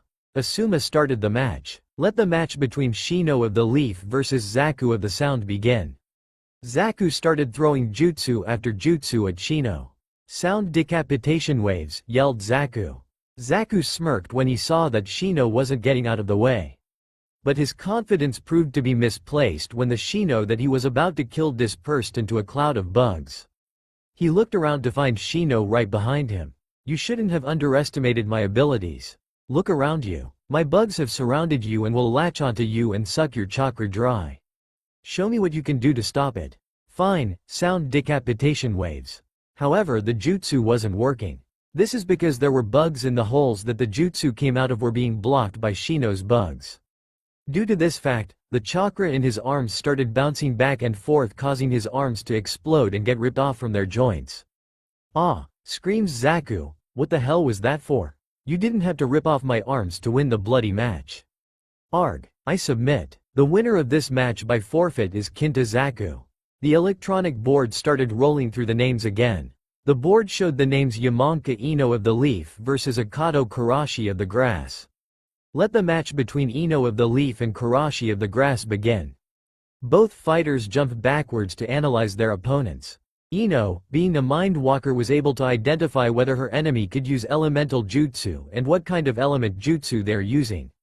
Karashi looked at Ino and was able to determine that she would probably be good at using a more flexible taijutsu style as well as maybe using some water jutsu. Ino initiated the fight. Water style. Rapid torrent, yelled Ino as she shot multiple bullets of water, which in turn became rotating saws of doom. Karashi, however, was able to avoid getting hit by the blasts of water by using another jutsu. Earth style. Earth wall, said a calm Karashi. A tall wall that extended from wall to wall rose up in front of the blast of water that Ino shot. However, Ino's jutsu surprised Karahi so much that he was frozen in shock. Fire style. Leaf sacred technique. 1,000 years of death. Ino appeared right behind Karashi and stuck her fingers up Karashi's ass. Karashi was shocked when Ino suddenly appeared behind him, but when Ino stuck her fingers up his ass, he felt very satisfied. However, the feeling disappeared when he landed on his face. What the hell? What kind of fire jutsu was that? You didn't gather any chakra for that attack. What the hell did you just do? Ino smiled and replied in a very sing-song voice, that of course wasn't a jutsu. It was just a poke up your ass. I used it to surprise you for this next jutsu.